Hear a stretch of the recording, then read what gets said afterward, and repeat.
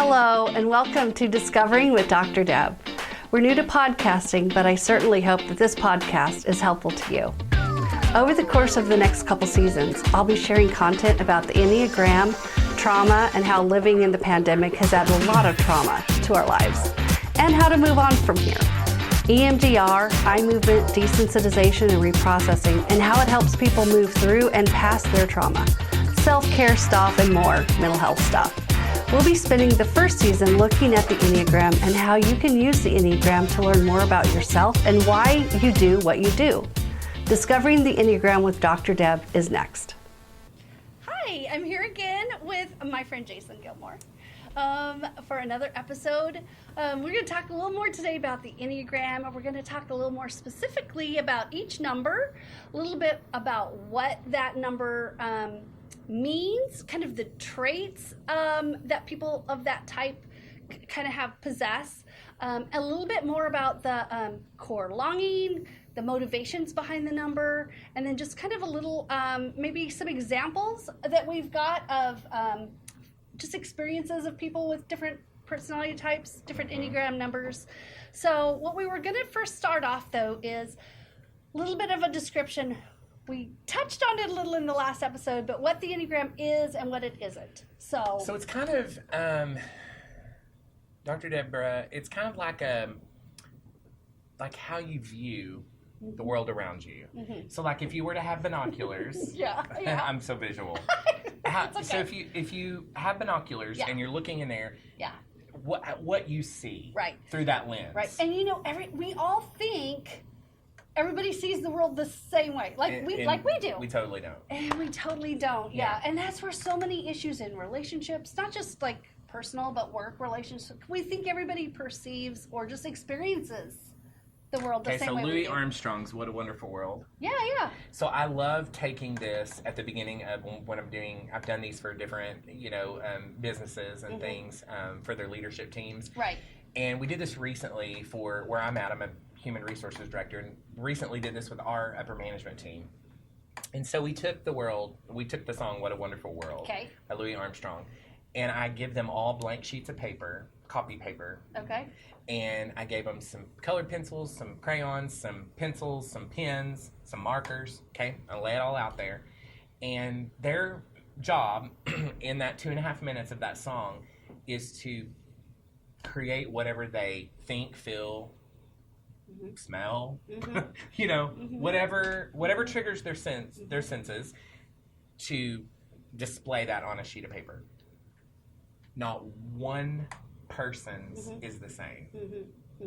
So you've got people doing it just in black and white. Okay. Yeah. Those are your ones. You've got people that are doing it very colorfully. Right. You've got people who are they're just seeing all different kinds of things. Right. And so I think that is such a great example of proof that we all see things so differently. Right. Right.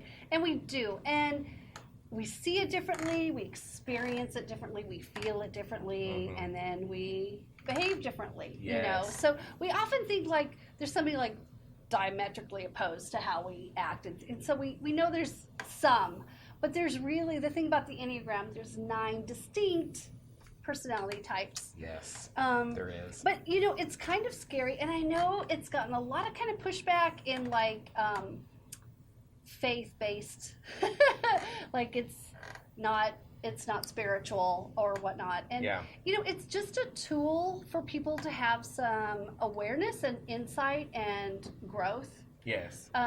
So I really try to encourage people to still kind of look at it through that kind of a lens. We don't worship the Enneagram. No. But it can be a tool that can transform who you are. Right. And I want every tool I can get to transform the areas of my life that are not that are not okay. Right. And to help make those things better. Right.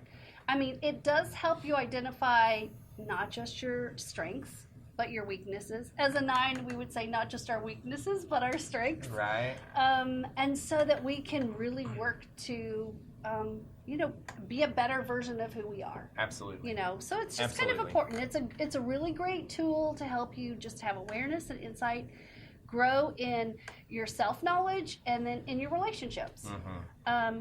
So interestingly, like, you can just Google like type 3 and type 6, if you're white, and it'll give you a description, Yes. even kind of in that kind of a way. So just using it in relationships too is I think where people get hung up, Deborah, is what the description looks like. And really, we have to just keep coming back to, we talked about this in our last episode, was that it's not what, right, but why. We use the example of cleaning the house. Right. There would be different motive for each number. Right. And that's so important that as we kind of take this journey, that it's why we do what we do, not what we do necessarily. Because those things will make you say, oh no, I'm not a 3. Right. Or, oh no, if that's what a 3 is, that's not what I am. Or if that's what a 9 is, that's not what I am. But it's really why you do what you do. What you do.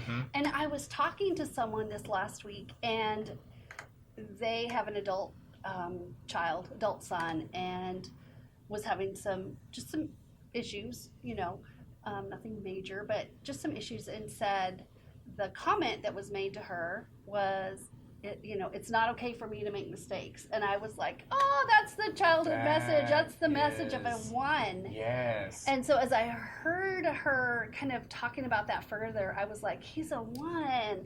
So just for her to be able to hear what a 1 experiences. And then I also use Ian Morgan Cron's book. So good. It's so good. I got it down here. I can hold it up for people to see. The Road Back to You. Yeah. So because good. in each chapter, it will give you 20 things, like what it's like to be a 1, what it's like to be a 2, what it's like. So I read those even to her, and she was like, that's so him. So just to have that insight when you're relating with somebody that's a 1, or relating with somebody that's an 8, just to kind of know what are their core longings and desire. Right. And what are their core weaknesses? Okay, so let's talk about that. Yeah. Each number has 4 core things. Right. And so why don't we kind of go over that? What are the 4 core things that each number has? Okay. They each have a core fear. Number 1, core fear. Core fear. They each have a core longing. Okay, so longing and desire, 2 different things. 2 different things. They feel a lot alike. Right. So tell me, okay, how are these different? Core longing is, to me, like what we want to hear. Right. Right. And that's based out of that childhood message. So that message is how they perceived the world, how they perceived or how they interpreted, their world.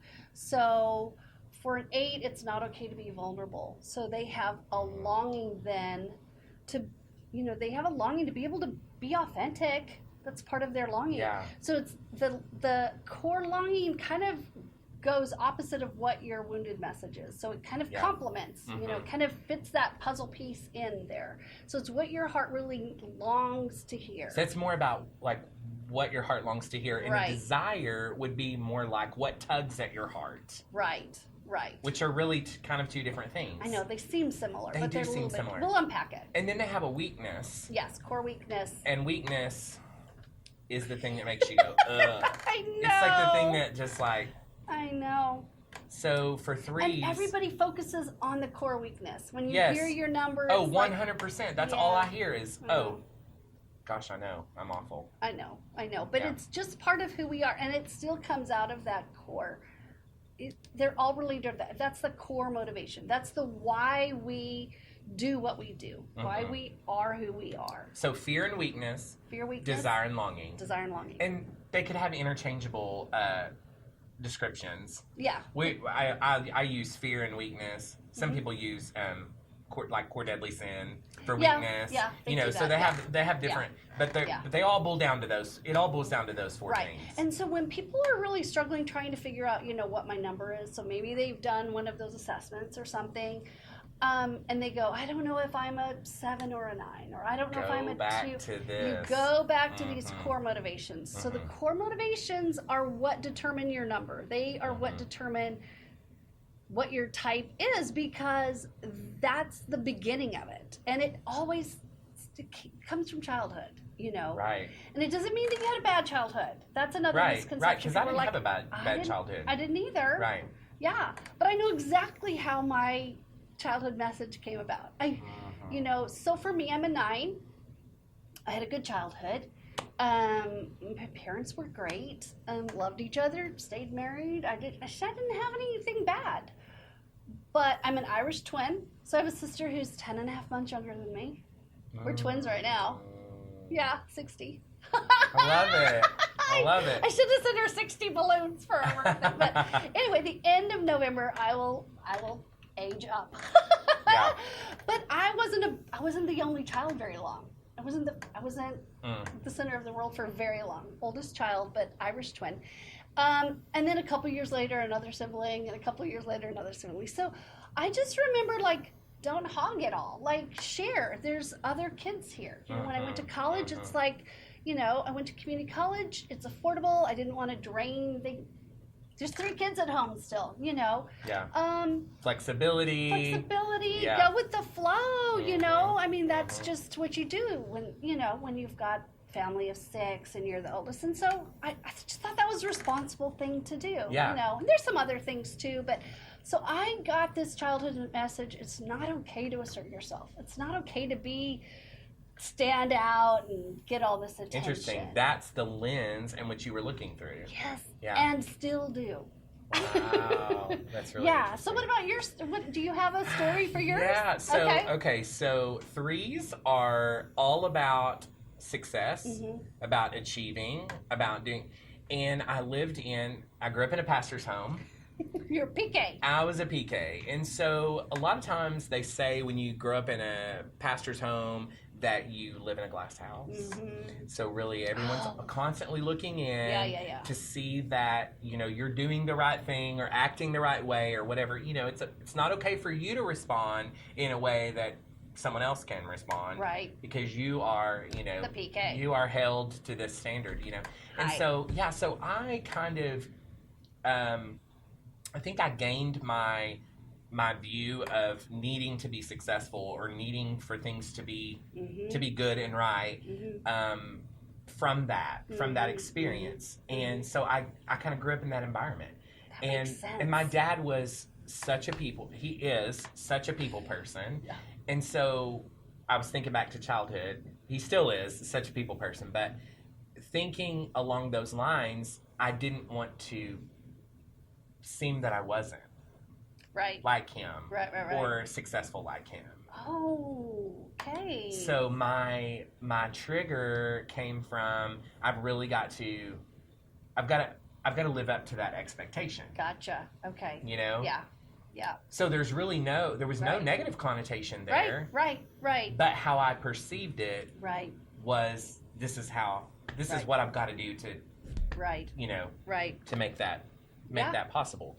So anyway, it's super interesting. I know. So let's you want to dive in? Yeah, let's dive into each number. Overview of each number. Okay. So Enneagram 1s they tend to be very responsible people. Oh yes. They're very detailed.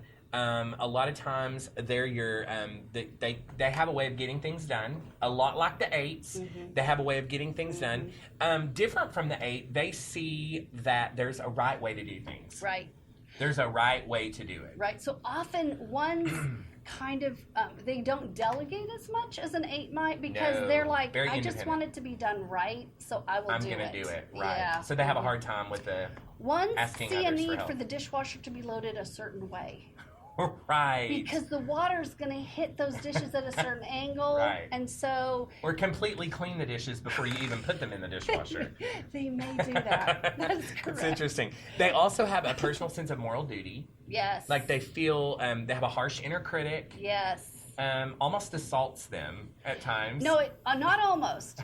It absolutely does, doesn't it? Absolutely assaults them all the time. And they can't shut it up. Like it just it's nagging at them. And so they're always trying to quiet that inner critic. And they never feel like they quite can. You said critic. Yeah. Which can bring them to a place of being critical or judgmental of others. Right. But they only do it in this sense of trying to help others. Like, Yes. I'm only correcting you because don't you want to It know needs the to be right right. thing? Right. It needs to be right. Right. Yeah. So that's kind of a one thing. That's a one okay, thing. so they have 4 core things.